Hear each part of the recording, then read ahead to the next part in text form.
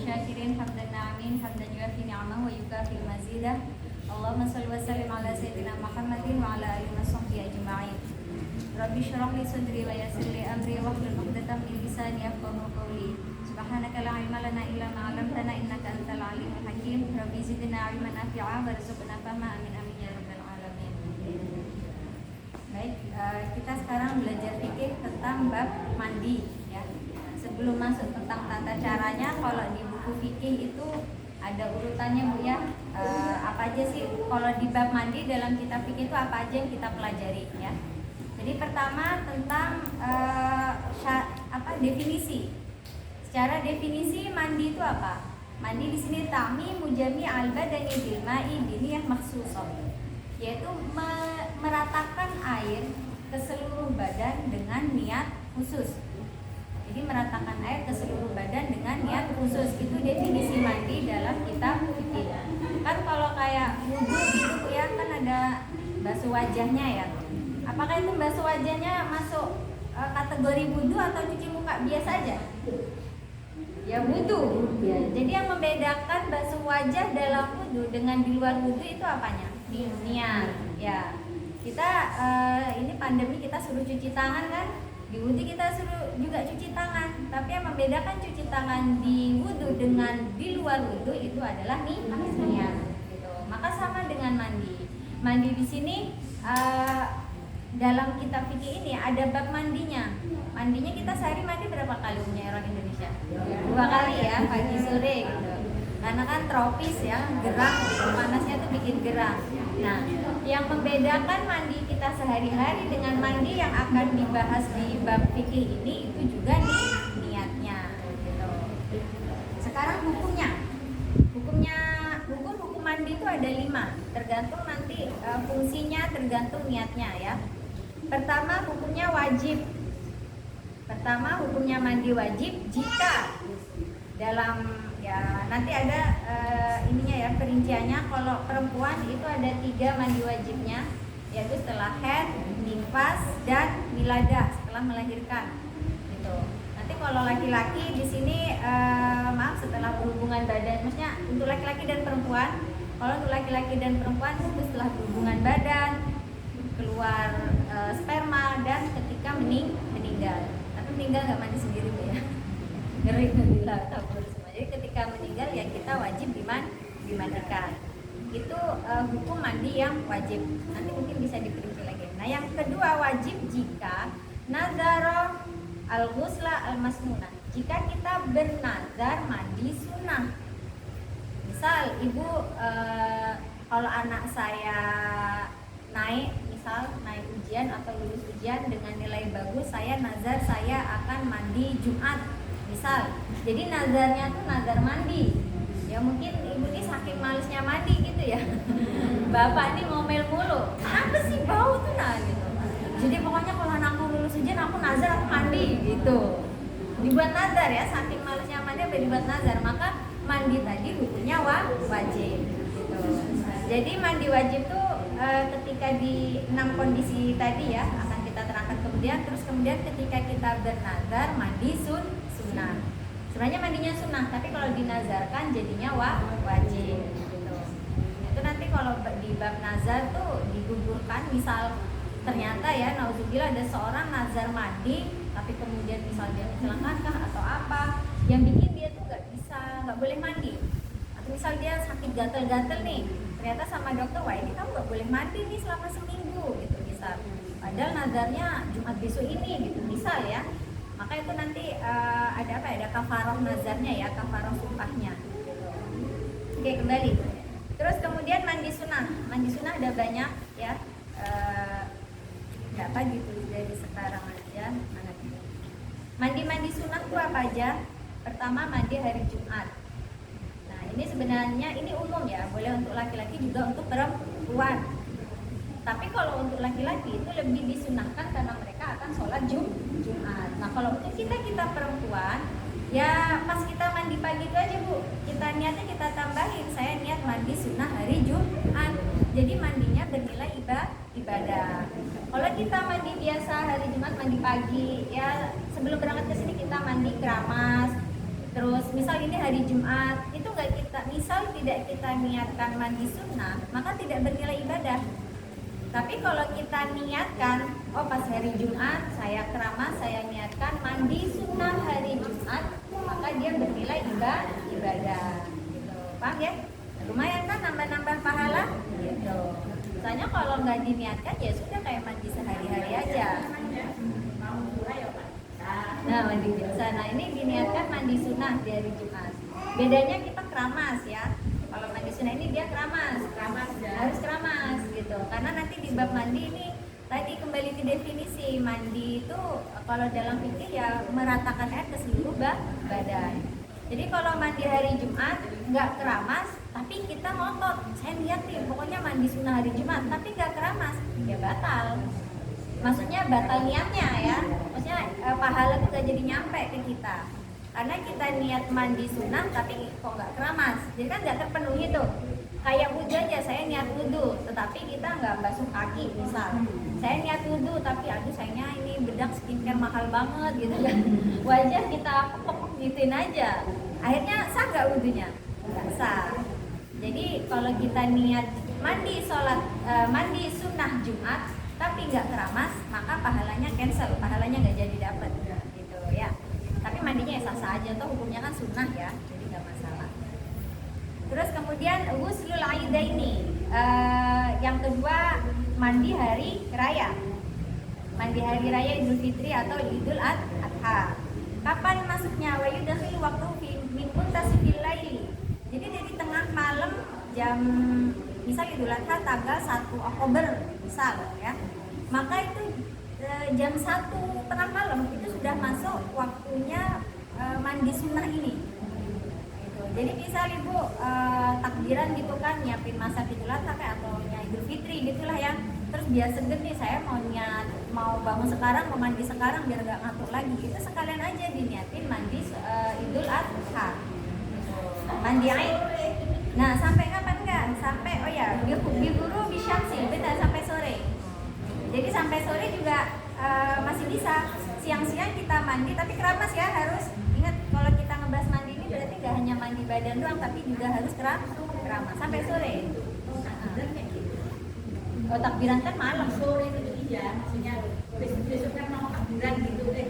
Nanti malam kan mau takbiran, sore ini mandi sudah sampai ini ya. Oh, tapi itu belum masuk. Tengah malam.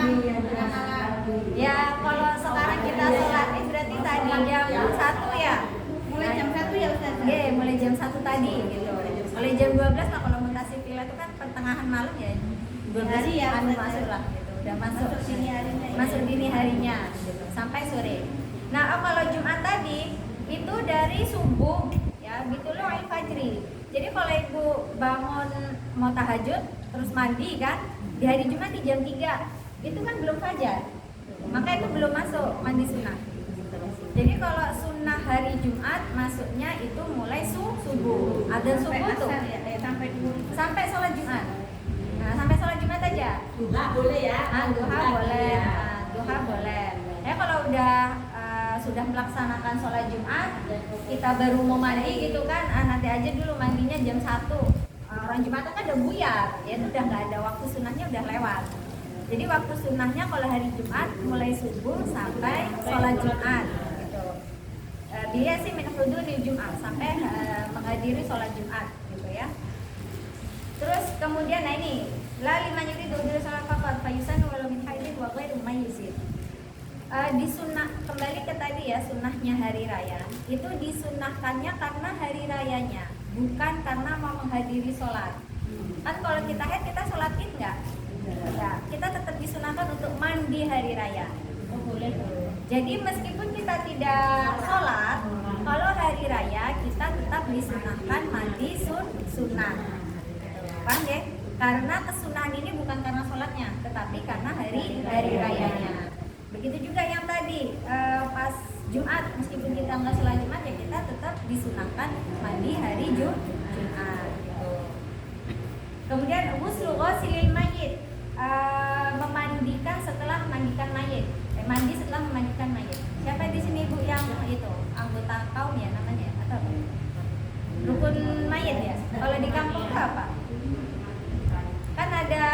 Biasanya mandiin mayat kan ada orang tertentu ya. Bayar. Apa? Bayar.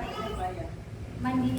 Ya pokoknya mandiin mayat tadi ya. Nah, setelah memandikan mayat itu disunahkan mandi.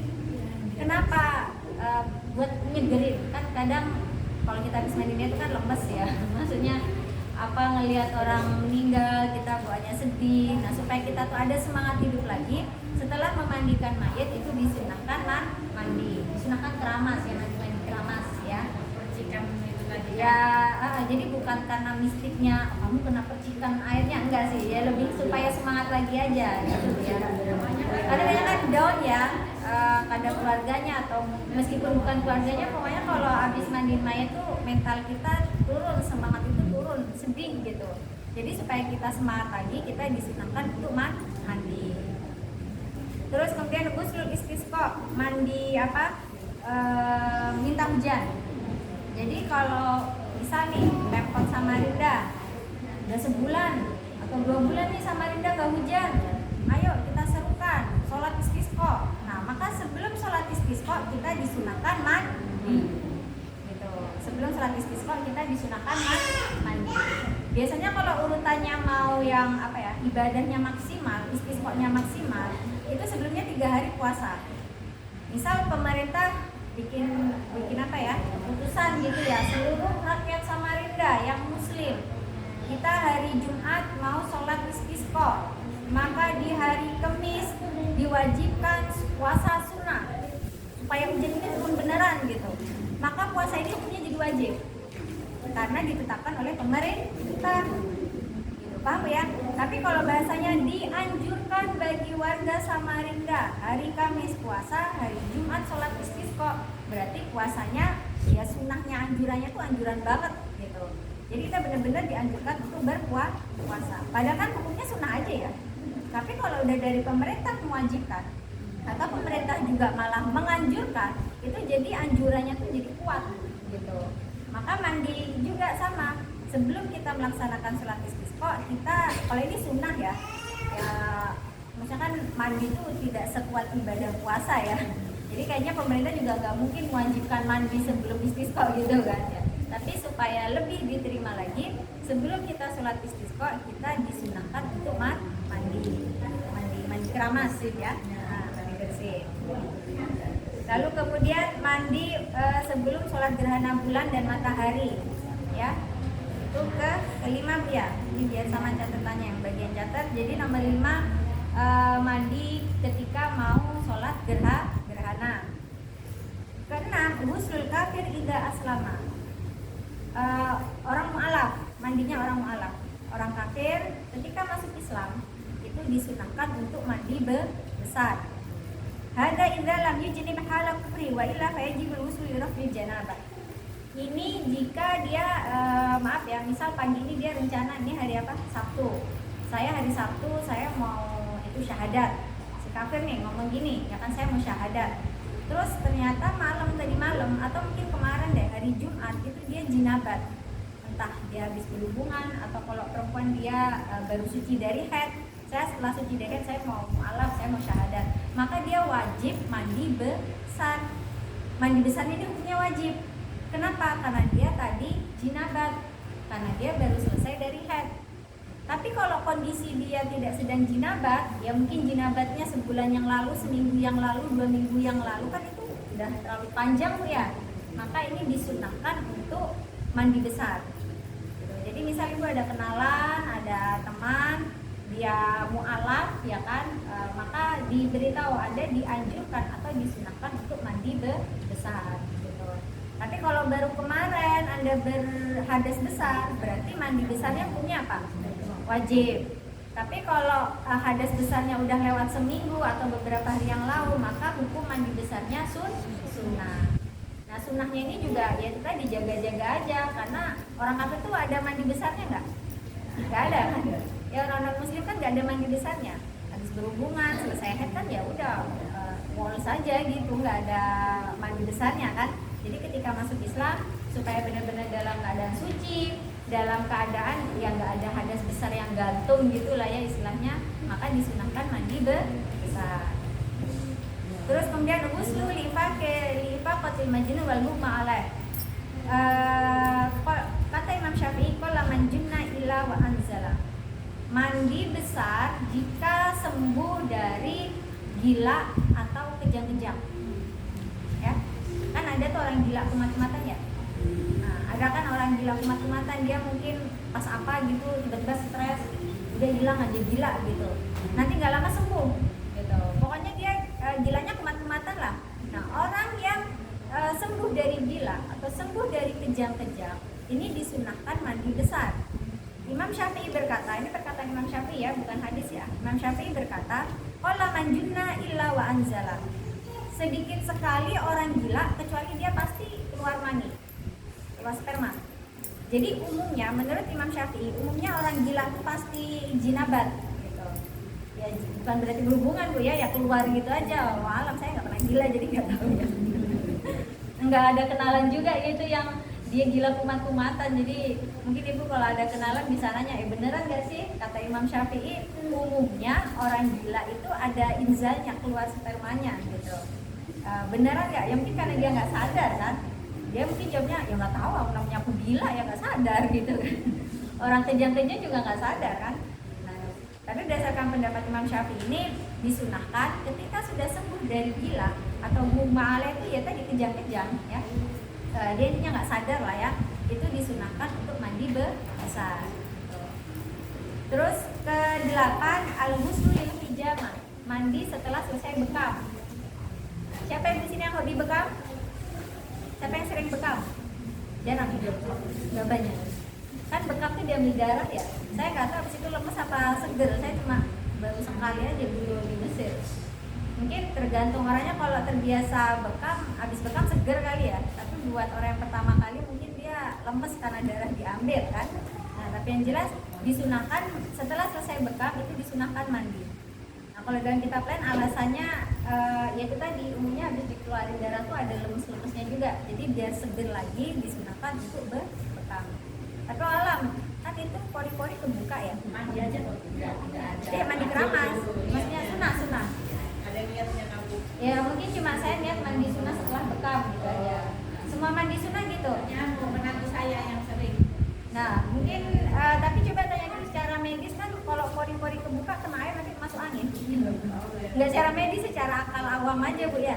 Biasanya kan habis kerokan jangan mandi dulu, nanti malah masuk angin katanya gitu kan. Mungkin nunggu beberapa saat gitu ya. Mungkin nunggu beberapa jam baru nanti mandi gitu. Pokoknya semua mandi sunnah itu niatnya umum aja Bu. Saya niat mandi sunnah hari Jumat, saya niat mandi sunnah hari raya, saya niat mandi sunnah habis bekam gitu. Saya niat mandi sunnah setelah masuk Islam, misal bagi yang tadi malam ya gitu. Terus al-ghuslu lidukhulil masjid, mandi karena mau masuk masjid. Ya ini biar gitu, biar gak ngantuk. Biar nggak ngantuk, biar semangat sholat sunnah ya, biar semangat ngaji Al-Quran. Tapi kalau bapak-bapak 5 waktunya ke masjid ya nggak juga, dia keramas terus 5 kali ya. Bapak-bapak mungkin nggak ada rambutnya nggak masalah, kita kan cewek ya ada rambutnya ya, tambah ya gerah ya sumpek gitu kan. Jadi mungkin di tiap pagi kah atau bagaimana silahkan diatur. Tapi yang jelas ini sunnah ya, nggak harus berhari-hari, nggak harus berkali-kali gitu ya. Mungkin setidaknya dalam seminggu kita kasih waktu, pokoknya misalnya ibu rajin ke masjid atau kayak gini nih mau taklim ya kan, nanti ada juga mana nih nomor 13-nya mandi karena menghadiri momen-momen kebaikan kayak gini nih kan, kita pengajian nih, nah itu disunahkan mandi keramas. Biar apa ya, biar seger aja, biar gak ngantuk, biar semangat gitu. Jadi pada umumnya mandi dalam fikih Islam ya, dalam agama Islam, mandi besar atau keramas itu disyariatkan untuk mengeluarkan semangat, untuk meningkatkan semangat. Maaf, yang habis berhubungan kan buat yang sudah menikah itu kadang lemas, makanya kita diwajibkan mandi besar supaya kita seger lagi gitu. Kalau yang head ya itu lebih pada syariat ya, tapi umumnya disyariatkannya mandi keramas itu supaya kita semangat. Terus ada lagi mandi setiap malam bulan Ramadan, setiap malam supaya apa? Supaya kita rajin qiyamul lail. Jadi habis sholat taraweh udah kan ngapain kan, terus tidur. Sebelum sholat tahajud, sebelum qiyamul lail itu disunahkan mandi keramas gitu. Supaya apa? Supaya semangat, supaya nggak ngantuk lagi gitu. Ini malah kulalailatin, setiap malam, jadi setiap hari keramasnya ya. Berikan tangan banyak. Apa Bu? Berikan tangan. Kenapa nih jebut-jebut tiap malam ya? Apa? Shampoo habis. Jadi setiap malam. Nah ini alasannya apa? Lika yang syitulil qiyam, supaya semangat qiyamul lail. Jadi intinya mandi ini supaya semangat ya. Agsalul haji wal umrah, kalau mau haji umrah, siapa ibu yang haji, yang umrah sudah pernah kan ada di apa namanya? Di mikot ya, di mikotnya itu kan ada tempat mandinya kan. Nah sebelum pakai baju ihram kan kita disunahkan mandi. Nah itu supaya semangat juga gitu. Itu sunnah hukumnya. Terus mandi kalau mau masuk kota Madinah. Nah jadi kita masuk ke kota Madinah itu biar benar-benar dalam keadaan bersih gitu ya. Ini banyak loncat, jadi kita bahas tentang macam-macam mandi sunnah dulu ya. Oke, jadi tadi pertama hukumnya wajib ketika nazar, mandi sunnah, dan ketika 4 hal nanti akan kita bahas. Terus sunnah yang tadi ada berapa? 13 ya. Di sini urutannya 13. Nanti mungkin ibu ada yang kelewat gitu ya. Terus mubah tuh boleh. Mandi yang hukumnya boleh itu ya kita mandi pagi sore itu. Ya. Tapi tentu kalau yang dibahas di sini mandinya pakai keramas. Kalau kita kan nggak mesti keramas Bu ya. Paling keramas berapa? Seminggu 2 kali, seminggu 3 kali ya kan. Jadi kalau mandi biasa tanpa keramas itu tidak masuk kategori mandi yang mubah. Ya udah mandi biasa aja. Tapi kalau kita pakai keramas berarti mandi yang hukumnya mubah atau boleh gitu aja, nggak masalah. Ya. Mandi makruh. Nah, apa makruh nih? Makruh jika mandinya itu nyemplung, nyelam bagi orang yang puasa. Jadi lagi puasa, nyemplung ya, renang lah intinya Bu ya. Dan dia sekalian niat. Waktu kecil ya, nyelam itu sekali apa sambil nyelam minum air ya. Waktu kecil. Jadi misal saya sudah mau suci nih, suci dari haid. Terus ibu ada jadwal mau berenang, sekalian deh gitu. Padahal lagi puasa. Maka itu nggak boleh. Maksudnya makruh hukumnya lagi puasa kita berenang, tenggelam gitu. Nggak tenggelam apa ya? Nyelam lah intinya ya, berenang. Itu hukumnya makruh. Karena apa ya? Hukumnya pasti ada air yang kemasuk kan. Mau kita jaga gimana pun ya ada aja pasti air termasuk gitu. Nah kalau benar-benar masuk ya batal. Tapi kalau kita ngerasa nggak ada yang masuk, oh tutup aja, aman lah puasaku gitu. Saya yakin nggak ada air yang masuk, ya berarti hukumnya makruh. Gitu. Bahkan saat puasa, pokoknya saat puasa kita berenang itu hukumnya makruh. Gitu. Kalau masuk betulan, puasanya batal. Kalau nggak masuk, hukumnya makruh. Jadi lebih baik dihindari, gitu ya. Terus kemudian haram masihah, hukumnya haram tapi sah. Gimana nih? Mandi hukumnya haram tapi mandinya sah. Apa? Idakan nabi main maksud. Kalau pakai air curian. Pakai air curian ya. Kita nyuri air itu ya. Atau misal nih di sini ada WC-nya, misal hanya untuk buang air kecil. Kita mandi. Kita mandi besar. Dapat izin nggak tuh? Nggak dapat izin kan? Nggak dapat izin itu mandi besarnya sah, tetapi hukumnya haram. Niatnya cuma cuci tapi sekalian Mandi gitu. Jadi ini hukumnya haram tetapi mandinya sah. Ya, atau kita aduh tunggakan air itu banyak nih gitu. Akhirnya kita emang benar-benar pakai selang dari tetangga ya, benar-benar nyuri lah intinya. Maka itu hukumnya haram tapi sah ya. Terus haram tapi nggak sah. Selanjutnya mandinya haram tapi nggak sah, yaitu idakan haidan biniat ta'abbud. Jika dia haid tetapi dia niat mandi ibadah. Jadi kita lagi haid nih, tapi hari Jumat kita keramas. Niatnya saya niat mandi sunnah. Misal saya niat mandi sunnah hari Jumat, padahal kondisi kita lagi haid. Maka itu hukumnya haram. Gitu. Ya, itu haram. Apalagi kalau kita misal benar-benar mandi besar kan, padahal kita lagi hadas besar ya, jadi kan nggak sah juga. Jadi intinya kondisi kita nggak boleh ibadah, tapi kita paksakan beribadah, maka itu hukumnya haram. Ila mastusna min ghusli rizqin wa aidin wa ghairihi. Kecuali kalau niat yang apa kayak momennya itu kan nggak selalu ada, kayak Idul Fitri, Idul Adha. Itu kan nggak tiap minggu ya. Kan setahun sekali aja kan momennya. Jadi meskipun haid kita boleh niat sunnah mandi Idul Fitri atau Idul Adha. Kalau ini boleh karena dia tidak selamanya ada. Gitu. Paham ya? Oke, sekarang bab selanjutnya yang mewajibkan mandi. Apa saja yang mewajibkan mandi ya? Yang pertama yang khusus untuk perempuan. Yang mewajibkan mandi khusus perempuan apa tadi? Haid, nifas, wiladah atau habis melahirkan. Umumnya kan habis melahirkan pasti nifas tuh ya. Nah, tapi kan siapa yang nggak nifas? Sayyidah Fatimah, ya putri Nabi Muhammad Shallallahu Alaihi Wasallam itu kan nggak nifas. Makanya di sini dimasukkan habis melahirkan, meskipun nggak nifas itu tetap mandi wajib. Gitu. Tapi ya kalau kita yang awam-awam ini ya umumnya habis melahirkan ya nifas kan. Maka nanti mandinya setelah selesai nifas aja. Ada yang itu nggak? Bidan atau mungkin pernah tahu habis melahirkan tuh berjarak gitu baru nifas, ada nggak ya kayak gitu? Atau pasti langsung tuh? Kalau saya sih langsung ya, maksudnya habis lahirin ya langsung nifas. Ada nggak yang berjarak secara medis? Nggak tahu ya. Ya jadi misal ya, habis melahirkan ternyata dia nggak langsung nifas, maka itu ya dia harus mandi besar ya, sholat juga gitu. Tapi kalau kemudian keluar nifas ya udah baru dia tidak boleh sholat.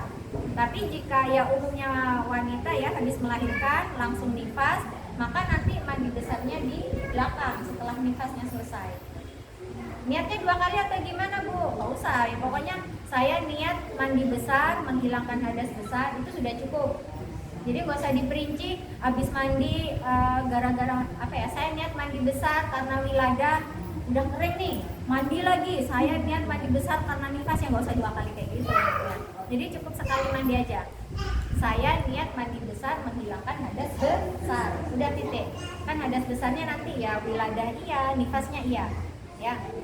Paham Bu ya? Jadi mandinya cukup 1 kali, meskipun penyebabnya itu 2. Termasuk juga maaf ini, kan insya Allah banyak yang sudah menikah ya. Selesai haid nih ya, selesai haid, darah udah bersih, tapi masih suami biasanya jawil nih. Kalau tahu saya sudah selesai haid, suami jawil. Jadinya kita berhubungan sebelum mandi besar. Nah kalau menurut Syafi'i ya, ini mazhabnya beda-beda. Kalau menurut Imam Syafi'i tidak boleh berhubungan sebelum mandi. Tapi kalau saya lupa mazhab siapa gitu, boleh berhubungan meskipun belum mandi. Yang penting darah udah beres ya. Jadi darah kan bersih nih jam 9 pagi. Jam 9 pagi darah sudah bersih. Tetapi kan duhur masih jam 1 ya. Terus mandi sekarang, nanggung nanti aja lah sekalian habis duhur gitu. Ternyata jam 11 ditolak sama suami. Tapi kan darah udah nggak ada ya. Mestinya kan kita langsung mandi, tapi kita tunda. Nanti aja sekalian jam 1 habis itu duhuran gitu. Jam 11 kita dicolek suami. Akhirnya yang bikin kita mandi besar kan 2 penyebabnya Bu ya. Selesai haid dan jinabat, habis berhubungan gitu. Maka ini mandinya sekali aja. Gitu. Maksudnya niatnya ya niat 1, saya niat mandi besar menghilangkan hadas besar. Udah gitu aja. Nggak usah dikeringin, dianduin, baru mandi lagi terus gitu juga. Atau benar-benar diperinci, saya niat mandi besar menghilangkan hadas besar dari haid dan dari jinabat. Ya nggak usah panjang-panjang, nanti malah bingung ya. Pokoknya saya niat mandi besar ngilangin hadas besar, udah titik gitu aja. Jadi cukup sekali ya Bu ya gitu. Tapi itu kalau menurut Imam Syafi'i nggak boleh berhubungan kalau belum mandi gitu. Tapi pada umumnya asal darah berhenti itu sudah suami udah bebas aja nyolek kita gitu ya. Pada dasarnya itu boleh gitu, tapi ulama lebih berbeda pendapat, mandi dulu atau nggak mandi nggak apa-apa nih gitu. Oke, paham ya? Terus kemudian tadi haid, nifas, wiladah. Nah sekarang yang mewajibkan mandi bagi laki-laki dan perempuan. Pertama tadi berhubungan badan ya.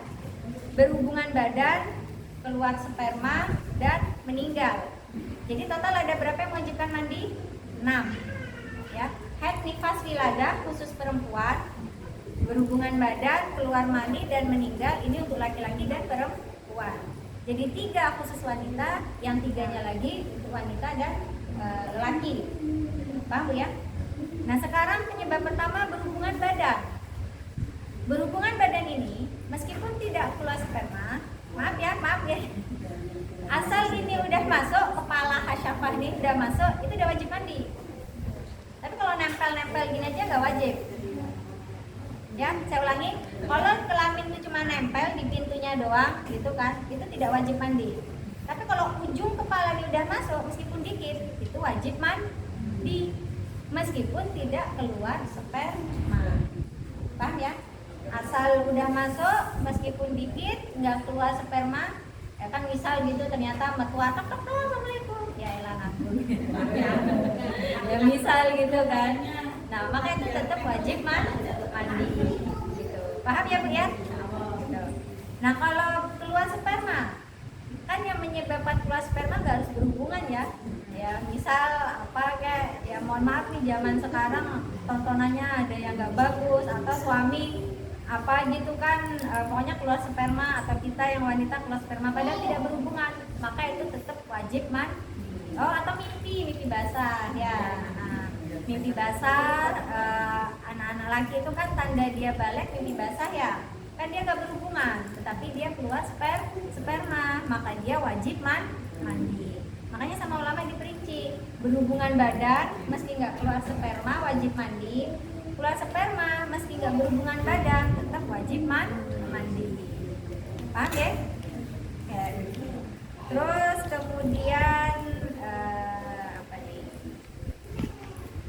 Oh ya, nah di sini cairan yang keluar dari kemaluan di sini ulama membedakan ada 3 ya, selain pipis ya. Jadi pertama sperma kan, sperma ini mewajibkan mandi, tapi dalam mazhab Syafi'i hukumnya tidak najis. Ya, saya ulangi, dalam mazhab Syafi'i ya, keluar sperma itu wajib mandi, tetapi spermanya itu sendiri tidak najis. Dalilnya apa? Kan Aisyah pernah mengering bekas sperma di pakaian Nabi, kan udah kering nih, sama Aisyah dikering-kering aja, nggak sampai dicuci. Habis itu pakaian itu dibuat dibuat sholat sama Nabi Muhammad SAW. Terus kita ini kan dari sperma ya, manusia ini kan dari sperma. Kalau sperma najis ya otomatis kita nih ya air kita najis. Jadi menurut mazhab Syafi'i keluar sperma wajib mandi, tapi spermanya itu sendiri tidak najis. Paham ya? Kemudian kedua ada madhi, ada wadi. Madhi itu sesuatu yang keluar karena syahwat tapi bukan sperma. Mungkin kadang kan wanita setelah selesai ya suami istri lah selesai berhubungan ada lagi yang keluar ya, atau mungkin lelaki dia kesenggol atau apa ya, atau misalnya cewek-cewek deh ngelihat artis kesukaannya gitu kan heboh gitu Bu ya, terus ternyata disalamin gitu kan, dia nerima salam dipeluk atau apa, ketemu saking senengnya tuh keluar sesuatu cairan gitu.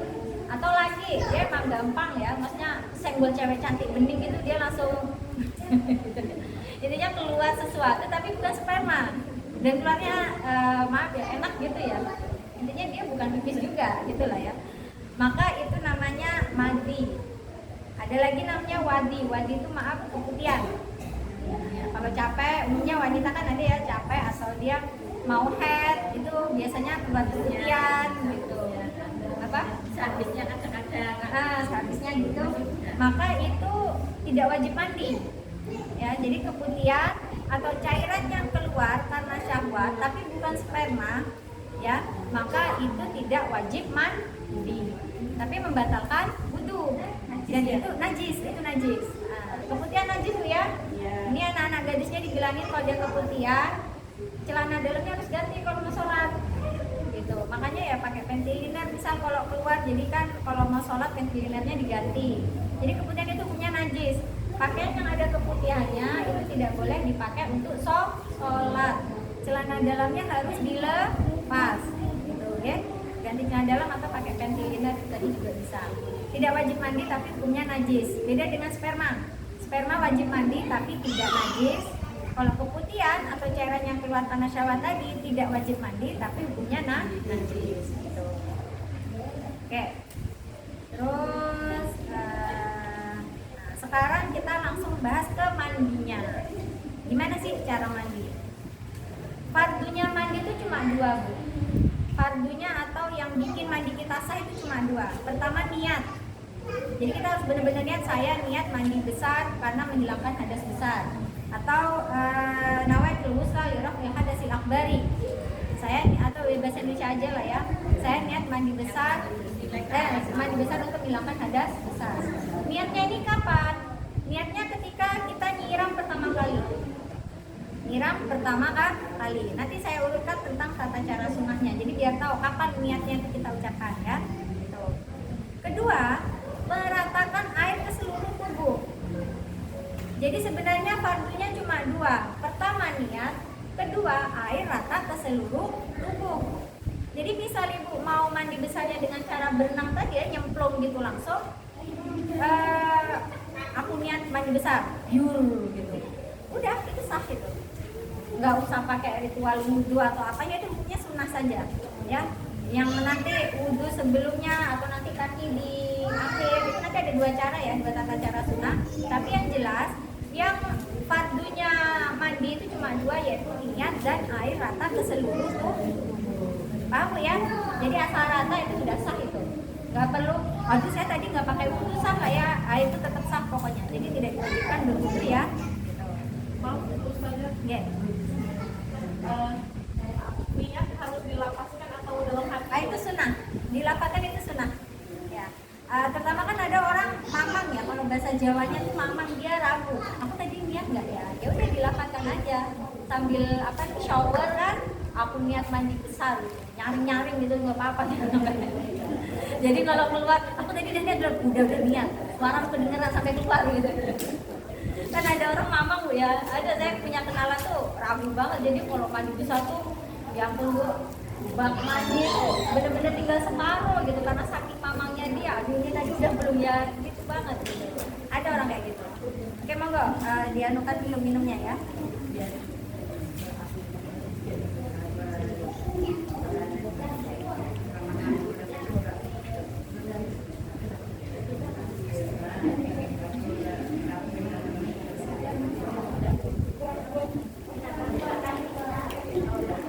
Intermezzo dulu ya, konsen nanti.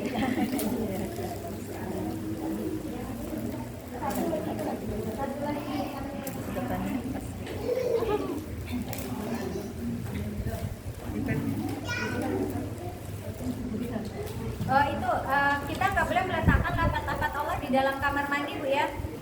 Jadi bahkan saya pernah ke sebuah tempat itu, dia kayak apa gitu, lupa semuanya, tempatnya tuh ada tempelan niat wudhu ditulis namanya kan nawaitul wudhu li raf'il hadasil asghar lillahi ta'ala, kan ada lafaz Allahnya ya. Terus dia nulis bismillah atau enggak, pokoknya jelas ada lafaz Allah ditempel. Ketika saya pulang ya saya ngomong, maaf Mbak, itu nggak boleh kita naruh lafaz Allah di dalam kamar mandi. Jadi bahkan tadi misal kita mandi besar nih, ya, niatnya dilafazkan, itu ya lillahi ta'alanya di dalam hati ya. Jadi aku niat mandi besar, lillahi ta'ala di dalam, lillahi ta'alanya di dalam ya, dalam hati. Itu kayak gitu caranya. Jadi jangan juga kita lihat lillahi ta'ala dalam kamar mandi, nggak boleh ya. Intinya apapun yang berkaitan dengan lafaz Allah tidak boleh dilaksanakan di dalam kamar mandi. Nanti ketika mau mandinya dengan cara sunnah baca bismillah pun itu dalam hati. Wudhu juga dalam hati. Paling yang kita keluarkan tadi karena kita ragu, kita orangnya mamangan, ya cukup bilang aku niat mandi besar, biur gitu aja sudah. Itunya aja yang dilafazkan ya. Terus kemudian niat meratakan. Oke, sekarang kita urutannya dari awal. Jadi kalau fardunya cuma dua ya, yaitu niat dan meratakan air. Sekarang gimana cara yang sesuai dengan sunnah Nabi Muhammad SAW? Dalam Sahih Muslim itu ada dua hadis dan ada dua cara ya. Secara umum cara pertama itu wudhunya sempurna. Jadi kayak kita wudhu biasa sampai kaki juga disiram, baru kita mandi. Cara kedua itu wudhu nggak pakai kaki, wudhu tapi yang kaki nanti dulu. Jadi wudhu semua beres, mandi, baru terakhir kita pindah tempat geser dikit, baru nyiram kaki. Jadi kayak wudhunya tuh terhalang gitu ya. kepala, rambut, apalagi tangan. Nah, nanti habis itu mandi, baru terakhir kita cuci kaki. Itu cara kedua. Kalau maksudnya cara yang lainnya gitu. Kalau cara yang satunya kita wudhu sempurna, kita cuci kaki juga. Baru habis itu kita mandi besar. Gitu. Itu secara umum. Jadi hadisnya ada dua ya. Nah, sekarang gimana urutannya? Pertama, kalau kita mau masuk kamar mandi baca doa apa, Bu? Siapa yang tahu doa masuk kamar mandi? Allahumma ini antika minal khubuthi wal khaba'ith. Saya berdiri ya. Nah, jadi masuk kamar mandi kita baca doa di ini pintunya nih. Nah, kayak gini ya. Di pintunya kayak gini. Kita baca doa. Terus masuknya kanan atau kiri? Kiri. Masuk kaki kiri, ya kan? Nah, habis itu cuci tangan. Ya, cuci tangan untuk membersihkan mungkin ada najis dalam di tangan kita. Kalau mau pipis, pipis dulu, ya. Atau misal ada najis, takutnya ada najis di kaki atau di mana, itu dibersihin dulu najis-najisnya. Jangan sampai siraman pertama kita itu fungsinya menghilangkan najis. Ini berarti kita belum menyiram. Sama kayak wudhu, Bu ya. Termasuk make up nih. Nih, hati-hati ibunya atau mungkin anaknya yang make upnya tebel, ya kan? Dia wudhu itu pas basuh wajah itu sekaligus ngilangin bedak. Maka itu kalau basuhnya sekali itu dia belum sah. Jadi harus benar-benar bersihin makeup dulu ya kan, baru dia mulai wudhu. Jadi jangan basuhan wudhu itu yang dibuat untuk ngilangin makeup. Kalau memang dia kumur nih, ya kumur, istinsak, lalu dia usap wajah ini masih ada makeupnya nih ya, diusap. Berarti usapan ini bukan usapan wudhu. Ambil air lagi, usapan kedua. Nah, usapan kedua ini baru usapan wudhu. Paham ya? Jadi jangan sampai kita eman-eman make up, nyiram pertama, nyiram kepala cuma sekali, itu pun fungsinya buat ngilangin make up, bukan buat basuh wudhu. Jadi beda harus. Nah, maka kalau mandi besar ini, kalau di badan kita ada najis, atau misal ada yang anak sekolah ada tingkat ya, atau ibu habis ngecat nih mau lebaran gitu kan, ada cat-catnya atau megang lem Korea tuh kan ya, lem Korea tuh kan nempel banget tuh. Maka ini pokoknya semua yang menghalangi air ke tubuh, ada najis di tubuh itu harus dihilangkan. Jadi kita mau memulai wudhu ini dalam keadaan bersih, tidak ada yang menghalangi, tidak ada najis. Paham ya? Nah, maka kalau emang pipis atau BAB ya semua dibersihin, diberesin dulu, cuci tangan, sudah beres. Terus kemudian istiqbal kiblat, yang ada kiblat, tapi ini juga nggak sunah amat gitu ya. Maksudnya nggak harus benar-benar ngadep kiblat gitu. Kemudian bismillah, baca bismillah dalam hati. Ingat, lafaz Allah tidak boleh dikeluarkan di dalam kamar mandi. Jadi baca bismillah dalam hati, lalu bersiwak. Kalau sekarang ya sikat gigi tuh ya, sikat gigi itu termasuk pengganti, bisa dibilang yang menggantikan siwak gitu. Zaman dulu siwak, zaman sekarang pakai sikat gigi. Jadi kita sikat gigi dulu gitu. Ini cara sunnah Bu ya. Kalau yang fardu dua tadi aja, niat dan meratakan air beres. Lalu kemudian cuci tangan, kumur, istinsak. Kumur ya, kumur biasa, istinsak tuh nyedot air kan. Siapa yang ibu biasa nyedot air di hidung kalau wudhu? Siapa? Ada yang terbiasa? Biasa. Mungkin awal-awal digerek ya, tapi insya Allah dibiasakan. Karena sebenarnya sunnah wudhu itu bukan ini, tapi disedot gitu. Di hadis pun Nabi itu nyedot dikeluarin, bukan basah-basah gini ya. Kita kesan kita mungkin dulu waktu kecil diajarinya wudhu kan basuh hidung ya, beginiin. Maksudnya diajarin untuk nyedot gitu. Tapi ya agak gede dikit lah diajarin, takutnya kan dia nyegrek ya, belum terlatih. Terus kemudian niat sunnah, oke. Dan dia hilangin hadas. Nah, habis itu kita wudhu seperti biasa ya, cara wudhu dan seperti tadi saya bilang di awal. Jadi setelah menghilangin pipis, BAB, ngilangin semua najis, cuci tangan, bersiwak, baca bismillah, ngadep kiblat, kita wudhu. Wudhu ini ada dua cara, bisa wudhunya sempurna, bisa wudhunya sempurna kecuali kaki gitu. Nah sekarang baru kita mandinya baru dimulai sekarang ini. Zaman dulu tuh air banyak apa dikit Bu? Dikit. Maka kalau zaman dulu tuh habis nyawu air Bu ya, taruh kepala ini tangan yang meratakan air, bukan air yang meratakan badan. Kalau air ngeratakan badannya kita jebar-jebur. Tapi kalau tangan yang meratakan air satu cawuk ini aja kan, ya udah kita basahin. Ini nggak apa-apa. Gitu. Ya, maksudnya gini juga termasuk wudhu nih ya. Maaf saya loncat-loncat ya keterangannya. Dalam mazhab Syafi'i itu ada namanya air mustakmal. Air mustakmal itu, ini kayaknya pernah juga saya tanya sini ya. Air mustakmal itu ketika kita nyiram, udah nyiram nih, tangan kita udah lepas kan, kita melihat masih ada yang belum kena wudhu, kita ini itu nggak boleh karena dia masuk air mustakmal, jadi harus kasih air baru. Misalnya ya, ini kalau bak wudhu nih, ini kan ini ada air nih saya tahan. Maaf ya agak basah dikit-dikit. Nah, ada air kan ini tadi sudah ngalir kan, terus saya buat usap semua nih. Udah, ini sah ini wudhu kayak gini. Yang penting ini rata, sudah ke atas semua. Oh dilihatin, oke udah basah semua. Habis itu lihatin, aduh kuku jempolku belum nih. Ini nggak boleh kita usap gini, nggak boleh. Ambil air baru, tetesin, nah baru diusap. Paham ya? Ini tata cara itu kalau misalnya ibu haji umroh kan biasanya jauh nih. Ibu batal, ya elah capek banget. Ya udah pakai air kayak gitu tadi aja. Gitu caranya. Dan yang wajib-wajib aja, nggak usah juga harus banyak basahin masjid gitu ya, dikit-dikit aja. Nah kalau mandi tadi, jadi air ngambil, basahin kerabut, ini diratakan gini.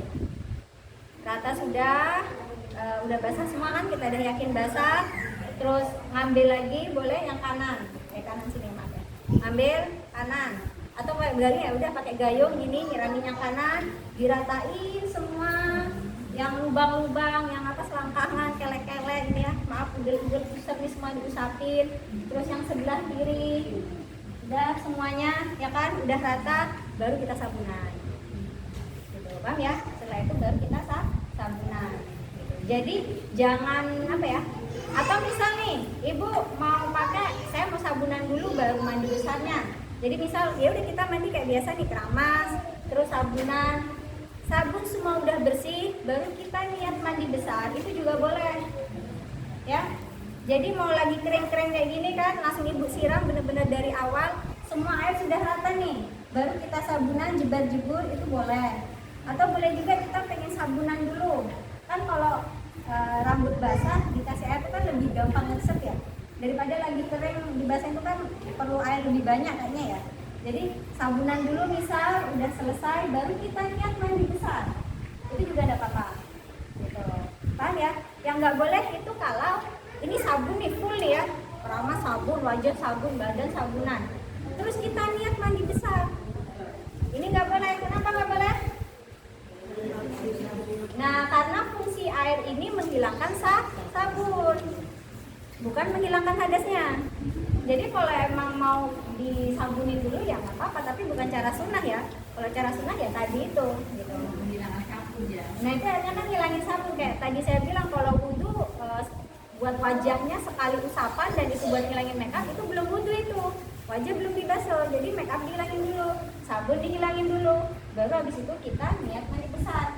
Nah, atau boleh gitu, atau boleh ya tadi kering-kering gini kita langsung memulai. Paham ya? Yang sering biasa sama-sama kayak gini. Ya kan yang penting di awal sudah disiram gitu. Nah, maksudnya ini disiram, langsung kayak gini. Enggak apa-apa, enggak apa-apa.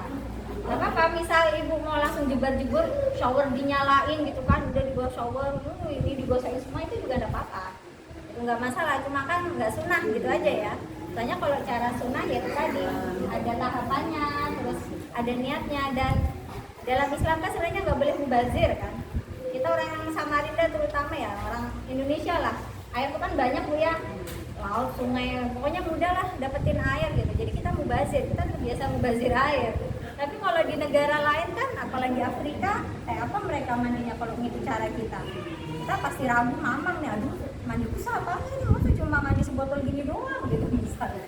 Padahal ternyata tata cara yang diajarkan Nabi Muhammad SAW itu cukup aja kalau sebotol kan, kalau itu cara tadi. Misal nih setengah gelas buat basahin apa, kepala, rambut udah rata, ngambil lagi segayung lah atau setengah botol, kita ratain lagi, ini ratain semua, digosokin gitu kan. Terus aduh airnya udah kering. Atas udah kering karena modal gosokin doang ya kan cepet kering ya. Aduh udah kan udah nggak ada air, gimana nih belum? Ya udah tambahin lah setetes gitu, udah digosok. Habis itu yang sebelah kiri, sisa air kan disiram pelan dikit-dikit. Habis itu kita ratain. Udah, beres kan? Beres. Kemaluannya gimana? Kan tadi udah wudhu. Sebelum mulai kita udah istinja kan? Jadi sudah selesai. Yang kelaminnya jangan dibuka. Nah, kalau nih salah satu yang membatalkan wudhu adalah memegang kelamin. Ibu pas mandi kepegang kelamin, berarti wudhunya batal. Gitu, wudhunya batal. Jadi selesai mandi besar kita wajib wudhu baru sholat. Tapi kalau kelamin ini aman, kayaknya kalau nggak salah tadi saya baca habis ini ditutup dan dicelanain. Oh iya benar, menutup. Jadi ibu tadi kan di awal sebelum mandi kan bersih-bersih nih ya, pipis, cebok, siwakan, wudhu. Habis itu kita pakai celana dalam. Pakai celana dalam supaya pas tangannya lagi gosok-gosok, tangan ini nggak kena kelamin. Paham ya? Jadi tangan supaya nggak kena kelamin, nggak batal kan wudhunya, maka kita pakai celana dalam. Baru habis itu mandi besar yang ala air hemat ya. Saya nggak bilang ala Samarinda, airnya banyak gitu. Nah, jadi gini, sekarang kan tadi caranya udah wudhu nih ya. Atau misal kita tidak memulai dengan wudhu, misal ya udah kita mandi jebar-jebur, wajib wudhu lagi apa enggak? Nah, kalau keterangan dalam kitab ini, halian tirijul hadas aswar tahtal ghusli amla. Misal tadi kita benar-benar nggak ada wudhunya, kita nggak ikut cara sunnah, kita langsung jebar-jebur aja. Apakah wajib wudhu lagi? Di sini ulama berkata, bukan lama ya, madzhab Syafi'i ya, saya nggak tahu madzhab lain. Al hadas aswar yang dari cuayata fi walau lam yanwi idza ghusla ghuslan wajiban ka ghusli janabah wa lam yaqad wudu asna al ghusli. Itu termasuk wudhu. Maksudnya itu termasuk nggak perlu wudhu lagi ketika kita mandi besar. Kecuali nggak megang. Kalau nggak batal intinya. Atau misal ngentut, misal pipis kan batal. Jadi harus wudhu. Tapi kalau selama mandi kita nggak batalkan, tidak ada hal yang membatalkan wudhu, selesai mandi langsung sholat itu boleh. Tapi kalau tengah-tengah mandi kita ada batal wudhu, entah ngentut, pipis, BAB, kepegang kemaluan, ya kan, maka kita wajib wudhu setelahnya. Itu kalau mandinya mandi besar, mandi wajib, maaf. Tapi kalau mandi sunnah itu wajib wudhu. Jadi kita niat mandi sunnah mandi sunnah Jumat, kita keramas nih, ya tetap wajib wudhu habisnya. Setelah itu baru kita bisa sholat. Paham ya? Jadi kalau mandinya mandi wajib, Jadi kalau mandinya mandi wajib, wudhunya itu sudah plus wudhu. Kalau mandi wajib itu plus wudhu selama nggak ada hal yang batalkan wudhu. Tapi kalau mandi sunnah itu tidak plus wudhu. Jadi habis mandi sunnah kita wajib wudhu, baru kita sholat. Oke?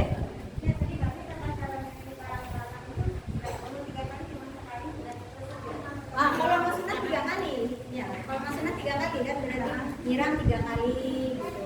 Ini ya cara hematnya gitu ya. Jadi kepalanya 3 kali. Kepalanya juga 3 kali. Jadi pertama kita satu ngeratain, kedua, ketiga. Terus lagi nyiram, gosok-gosok nih diratain, kedua, ketiga, sama yang kiri juga, nyiram sekali, diratain, kedua, ketiga. Karena sunnahnya itu kan serba 3 ya. Termasuk tadi misal yang yang apa? Kalau keterbatasan air saja, Apa? keterbatasan air. Ya sekali aja. Karena yang penting air rata. Sekali siram air diratakan. Jadi intinya meratakan air semuanya, penting dari atas sampai ujung ya. Ya, dari atas sampai bawah. Yang wajib itu ya rata air, ya.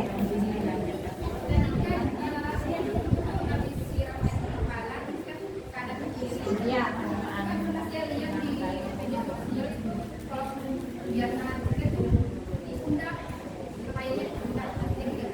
Ada dari kepala. Boleh beli dari kepala, Bu. Tapi karena kepala tadi sudah, itu ya baik dari pundak. Maksudnya biar air itu memang kalau kepala sudah, mungkin kita nambahin buat wajah atau gimana. Cuma kan kalau kepala ya pasti sepakat ya. Maksudnya semuanya ini kena gitu. Jadi yang bagian kanan ini ada yang pakai tata cara dia dari kepala, ada yang dia cukup dari pundak. Kenapa dari pundak? Karena tadi kepalanya sudah. Kepala kayak tadi kan khusus sendiri gitu ya. Nah zaman dulu air nggak ada, terus rambut panjang ya kan, kepangan itu gimana? Nah itu ada yang bilang harus dilepas kepangnya, ada yang bilang nggak wajib dilepas. Ya, tapi ya karena keterbatasan air tadi ya, akhirnya kan satu gayung kalau dia kepang dia digiring aja, pokoknya ini harus kena semua nih. Kepangannya pun ini harus dibasahin air, tapi tidak wajib dilepas. Nggak tahu kenapa nggak wajib, mungkin karena tebelnya biasa. Atau sudah cari karet, sulit kepang, ngolah lah saya nggak tahu. Yang jelas kalau zaman kita sekarang kan gampang aja ya, dilepas dan dibasahin. Jadi kalau yang pundak itu apakah dari pundak atau dari kepala? Intinya itu sunnah, jadi bebas mau dari pundak atau kepala. Cuma kalau kita mikir mubazir berarti kita dari pundak, karena tadi kepala udah lebih spesifik kepala aja gitu ya. Gitu. Ada lagi? Saya tadi tuh apa ya? Ada teringat suatu gitu pas ibu tadi nanya itu. Nah, cuma kok siapa yang mau nanya lagi? Ini dulu itu kan pernah juga mendengarkan juga ya, soalnya saya itu kan nggak bisa nulis ya, tapi yang dengarkan itu susah kepake gitu kan. Ada ulama yang di Landar saya 2 kali ceramah, tapi dia langsung pindah ke Bandung. Nah, maksudnya tuh itu dia itu kenai tadi ya, ini di sini suruh songkok, kayak ukul ini, berat, ini kayak nah, habis itu kita sudah wudhu bersih, kita kan pakai anduk ya, nah itu masih tuanin.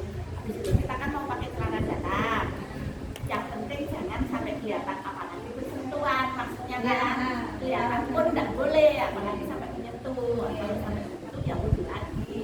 Itu aja bu saya. Tetapi ini pagi nggak ada yang kayak ibu harus baca ini, pokoknya ya yang mandi bersih 3 kali kan, kayak gitu saya, kayak gitu sudah.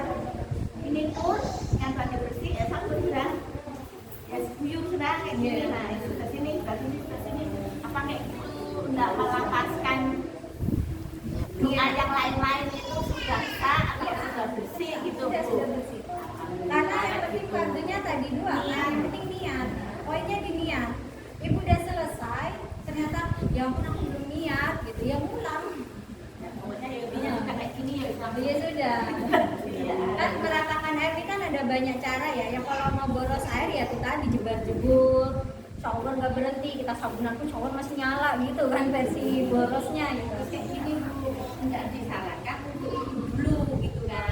Pokoknya yang mandi bersih, ya habis Karena kumpul. memang wudhu itu sunnah. Nah ya habis kumpul gitu kan. Jadi tahunya ya ini bajur, ini lapaskannya, ya ini langsung ya bersabun, Mandi, ya tarikin semua rata gitu aja. Selama ini bu.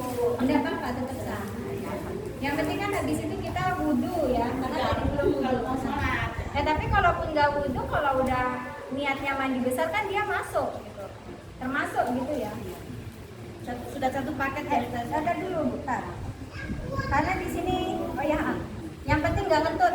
Tapi kalau udah kentut di tengah-tengah mandi berarti harus wudhu. Karena di sini diterangkan ya nggak harus dengan tata caranya. Yang penting dia udah mandi besar itu otomatis wudhunya juga kena. Ya. Jadi wudhu pada awal sebelum mandi wajib itu adalah sunnah ya Ustazah? Itu sunnah. Sunnah ya, sunnah. bukan wajib. Yang penting Bukan. tadi yang menyeluruh Yang badan penting tadi. merata air seluruh badan. Tapi kalau itu Ustazah apa namanya habis hubungan, tapi kan kalau malam nggak mungkin lah mandi. Itu wudhunya itu wajib apa sunnah? Kalau apa maaf? Habis berhubungan. Aha. Itu kan malam Ustazah, nggak mungkin kita langsung mandi wajib kan Ustazah. Aha. Itu ada kan tata caranya wudhu. Nah itu wajib apa anjuran Ya aja? kalau memang tidak mau sholat, maksudnya gini. Kan sudah selesai sholat terus bisa gitu ya Ustazah, Ah. itu malam. Habis kita buka, otomatis kan kita punya atas besar. Mandi. Nggak mandi saja. Oh, wudhu aja. Oh. Ya wudhu yang sebelum mandi itu tuh merupakan Sunnah. anjuran apa wajib? Enggak sunnah aja. Pokoknya gimana pun yang menghilangkan hadas besar kan mandi besarnya, ya, bukan wudhunya gitu. Tapi emang ada yang bilang boleh kita tunda asalkan kita wudhu kan. Ya, itu. Terus Nah, itu. kayak makan ya, kan ada juga makan dalam keadaan jinabat itu kan tidak baik gitu ya, intinya nggak haram juga gitu, tapi tidak dianjurkan. Maka ya sebelum makan kita disuruh wudhu. Jadi bagi kita yang menunda mandi besar itu disuruh wudhu. Maksudnya ini wudhunya juga tetap sunnah ya, nggak wajib. Ini sunnah aja supaya ya setidaknya ada yang kita lakukan sebelum kita mandi besar gitu kalau kita menunda. ibadah tetap harus mandi besar. Oke. Ada lagi? Ya? Kita tuh kan kalau mau mandi itu pasti berkata dalam hati, aku mau mandi besar. Apakah itu sudah masuk niat? Bukan, nggak masuk. Belum. Jadi Niat masih- itu dikatakan ketika membasuh awal anggota yang wajib. Ya. Jadi definisi niat atau tempatnya niat itu diucapkan atau dilafadzkan, diniatkan ketika membasuh basuhan wajib pertama. Bahkan saat wudhu tuh kita mulai dengan apa, Bu? Kumur, hidung kan? Ya cuci tangan lah, cuci tangan, kumur, hidung, baru wajah kan? Tapi yang wajib yang mana? Wajah. Maka niat itu diucapkan ketika wajah, bukan ketika cuci tangan. Gitu. Jadi niat itu tempatnya di mana? Niat itu tempatnya di awalil ghusli al wajibah. Di basuhan pertama yang wajib, bukan di basuhan pertama yang sunnah. Maka niat wudhu dicuci tangan atau dikumur itu belum. Niatnya harus saat basuh wajah. Akhirnya mandi tadi juga. Kalau kita baru mau ngambil aduh aku mau mandi besar, itu belum dianggap niat. Niatnya ketika basuh pertama. Bahkan ketika ritual cuci tangan, bersih-bersih, cebok-cebok, wudhu itu kita niatkan itu belum dianggap. Ya niatnya pas kita oke, saya mau mulai niat atau ngambil. Nah ini kita niatnya di sini. Jadi pas wajibnya gitu ya, pas melaksanakan hal yang wajibnya kapan, di situ niatnya kita baca. Jadi Bu, Pernah saya dengar itu kan katanya saya mau mandi wajib, itu sudah dikatakan niat, katanya pernah saya dengar itu. iya mungkin lebih ke niat apa ya, ya keinginan gitu. Tapi kalau dalam kategori ibadah belum. Tempatnya nih, di mana tadi? Waktu awalul ghusli, lianal badan fil ghusli karena ya di basuhan pertama yang wajib gitu. Kalau di bab niat kan hadis pertama Bukhari ya, itu tentang niat. Nah kalau kita bahas di tentang niat tuh, niat itu tempatnya di basuhan pertama yang diwajibkan, bukan yang disunahkan. Maaf saja, kalau selama ini kan kadang kita pada saat cuci tangan mau itu sudah niat dulu, karena kan menganggap bahwa itu belum. Kalau pada belum. Nah itu sah atau tidak usah ya? ya kalau nggak usah diulang juga kayaknya ya. Karena belum tahu. Nah, terus saya juga alam kan madhab lain seperti apa. Tapi kalau dalam madhab Syafi'i ya niat itu waktu di tempat wajib, bukan di cuci tangan. Tapi waktu cuci tangan kan biasanya baca bismillah itu kan Nah, ya. nggak apa-apa. Niatnya pas wajah. Ini madhab Syafi'i Bu ya, walau alam mungkin ada ulama menerangkan hal lain, mungkin madhab lain atau mungkin pendapat sekelompok ulama gitu aja, pendapat satu ulama ya nggak apa-apa kita ikuti kan. Nah itu akhirnya nanya perbedaan ulama kan. Jadi di Syafi'i ini kita dianggap dasar, di madhab lain sah kok, ya udah insya Allah nggak apa-apa. Gitu.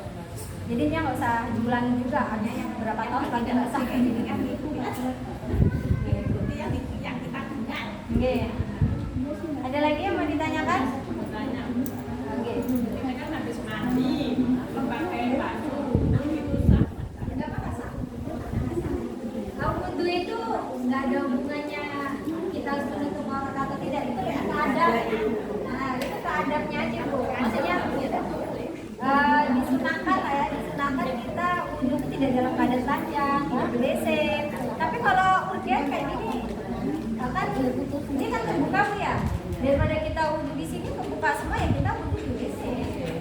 Kalau saya sih mending wudhu di WC, jadinya kan bebas aja kebuka auratnya. Tapi kan nggak boleh wudhu di WC, nggak bolehnya kan lebih ke anjurannya aja, sunahnya kan disunahkan tidak wudhu di WC. Tapi kalau keadaannya terpaksa daripada di tempat terbuka gini ya di WC aja. Kita yang bilangnya jangan diangkatnya WC. Ya nggak apa, kalau emang sempit. Ya sebenarnya kalau bisa dihindari, tapi kalau emang kepepet nggak masalah. Masalahnya. Cari yang terbaiknya Ustaz. Iya cari yang terbaik lah. Iya.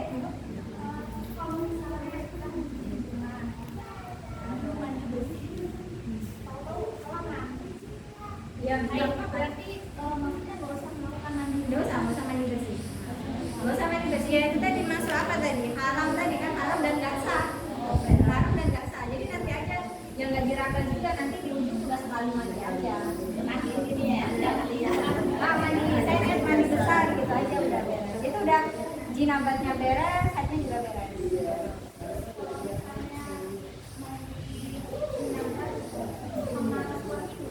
Boleh? Iya bareng-bareng gitu karena iya boleh. Ya kan malah semoga mandi bareng Nabi Muhammad SAW ya. Pokoknya mandi bareng. Pokoknya hal yang kayak gitu nggak masalah gitu. Cuma sebenarnya kan ya kita penutup aurat ini ya sebenarnya ya kalau kita nanya adabnya atau cara sunahnya itu kan bahkan kemaluan kita tuh jangan dilihat pasangan ya. Mestinya gitu loh. Makanya lampu gelap atau dalam selimut ya tanpa melihatnya colok jadi anak gitu ya. Jadi sebenarnya kalaupun bareng ya nggak usah. Kayaknya laki-laki kebiasaan puas. Dia itu bahasan lain lagi. Cuma kalau mau menjaga adabnya ya, menjaga sunahnya ya ada adab ya Ustaz itu ya adabnya ya. Adabnya ya itu masuk adab aja masuk sunnah. Kalaupun dilakukan nggak sampai haram nggak sampai dosa juga. Oke. Oh ya maka wayal zamu emang wajib. Mandi seharusnya emang nggak boleh tadi ya pakai celana dalam kita mandi biasa pun. Makanya kan doanya Allah yang bukan al-khubusi wal khaba'is itu supaya kamar mandi itu kan tempatnya setan ya. Supaya setan nggak melihat kita gitu.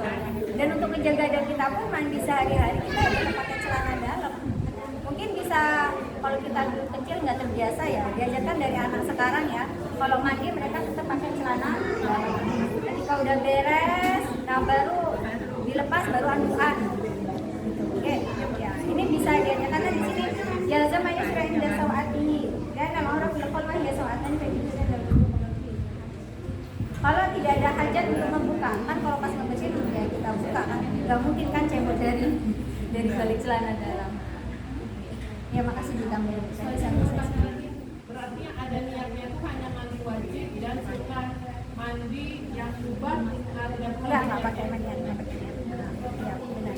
Karena mandi mubah itu mandi sehari-hari pakai keramas gitu aja ya.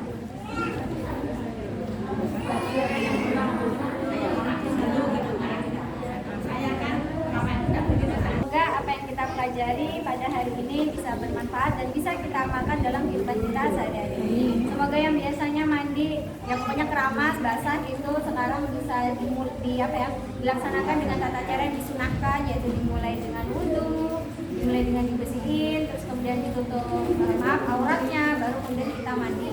Dengan cara yang sunnah juga berarti airnya juga tidak boros ya. Jadi intinya sunnah itu bukan semata tata cara ritualnya, tapi yang penting juga ya gimana kita penggunaan air ini tidak boros. Semoga Allah berkahi majelis kita tutup dengan